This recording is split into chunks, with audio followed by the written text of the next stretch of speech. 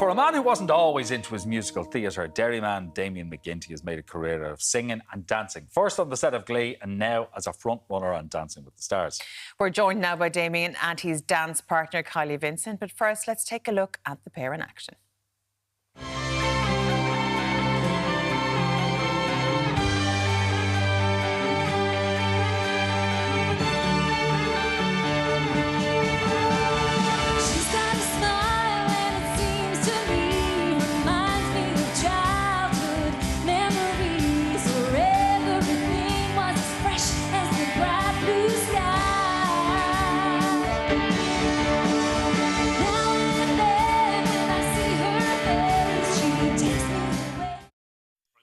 Brilliant. Look at your face watching they were doing analysis on the performance just while we were going through that little bit.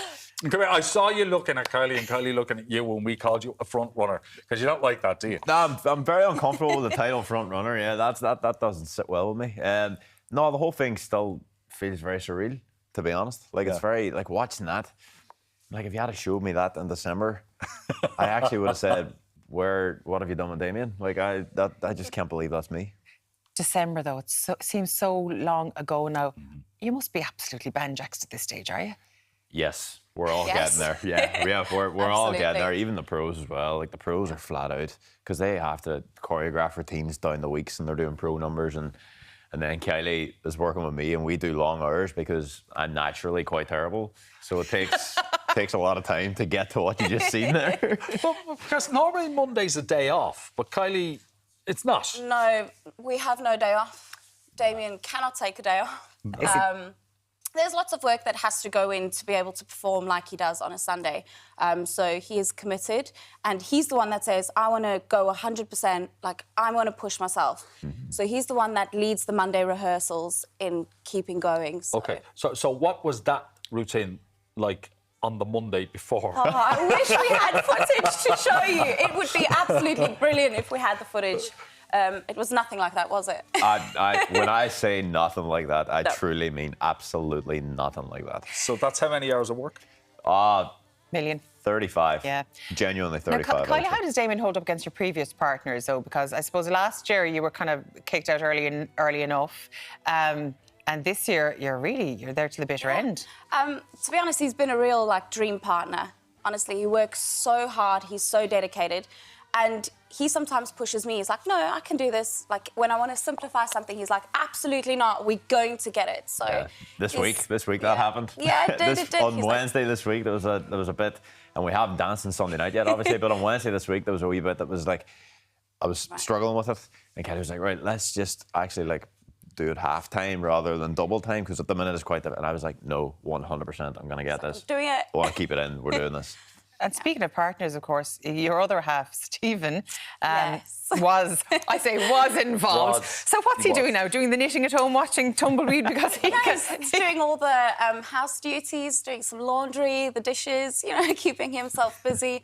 No, but he's been a great support, to be fair. Yeah, he got to the final last year, of course. But this year, is he very supportive, really, or is he a little bit jealous, maybe, just a tad? No, he's very supportive. I think he's excited that I get to experience what he did. So there's lots of support there. Oh, there is, yeah. Stephen's a legend. Yeah, he'll always ask, will you send a video over? I just want to see how your rehearsals are going. So he was with Elaine last year. They were Mary incredible. Cassidy this year. So anyway, he is being very, very supportive. You mentioned fatigue, because there is a point every season where people hit a wall. You hit yours. Or do you feel now you've got the second wind? A second wind now, yep. I hit my wall.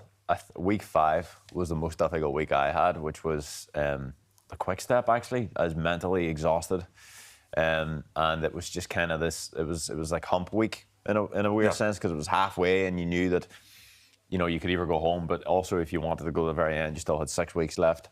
So and that just sounded terrible at the time. So now it's a wee bit better, where it's like, okay, if Sunday night, for example, is a quarterfinal, it could easily be your last night. But if it's not, no matter what, you're done in 2 weeks. So at least that's like that.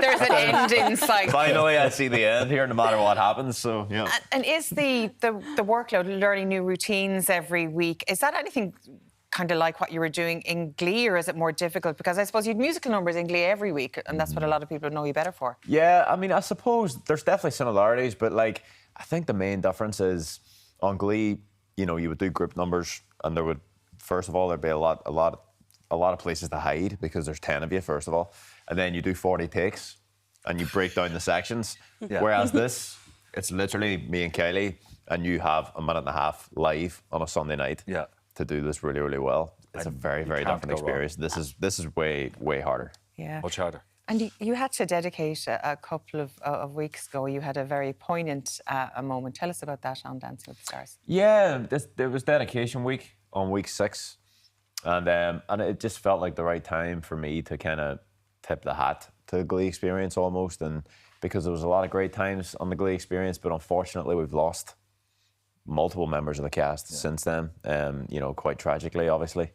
So yeah, it felt like quite a nice time to like musically and through art express, you know, how much we miss those people and express how much they meant to everybody, to millions of people across the world, the positive impact that they had.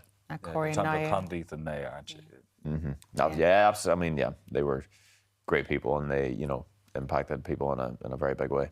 Okay. Yeah. And Glee, I suppose, as well, it kind of revived an interest in musical theatre in such a way, because I've always loved it. But I mean, we listened to Oklahoma earlier this morning. Okay, I was curly in Oklahoma once. I put the male lead. I put my hand up, but I do love it. I suppose Grease was the last big thing that would have done that. What's it like to be part of that revival? I mean, it's something I'm really proud of, and it makes me laugh because I always see people saying like, you know, Damian has done X amount of things in his career. You know, I've been part of Celtic Thunder, done very, very fortunate to have like kind of 16 years.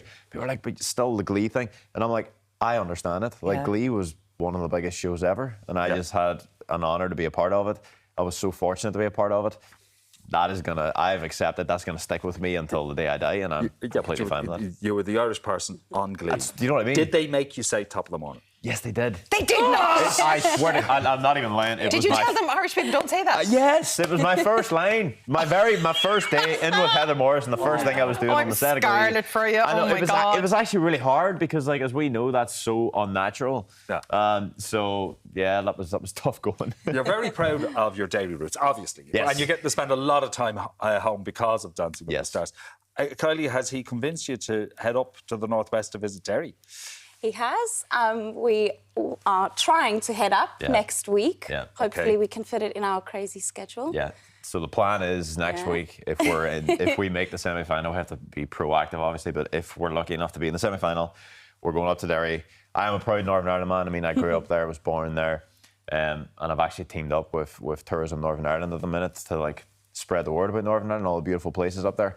So, and yeah, I'm even going to be bringing Kylee next week, so we'll have a South African up in Derry City. Yeah. It's a great city. And it's going to be full of dubs this weekend, as you know. It is. 100%. That's why they're not going this week. They're waiting the following week. And what about you? Are you going to go to South Africa and visit? I would love to. Turnabout. He has to. He doesn't have a choice. No.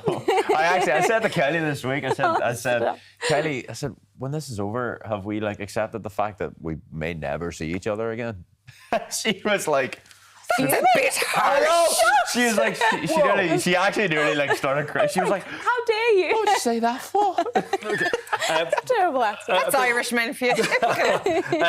Before we go, a previous conversation we had with you, because we're doing Asian food in the kitchen this hour. Your wife says that there's Chinese food and Asian food that we eat all around the world, and then there's Irish Chinese and Asian food. Irish Chinese food. Yeah. It's not the same. It's very different than everywhere else, isn't it? And that is still an obsession. We actually had it last night, so it's still an obsession. And what's she giving out?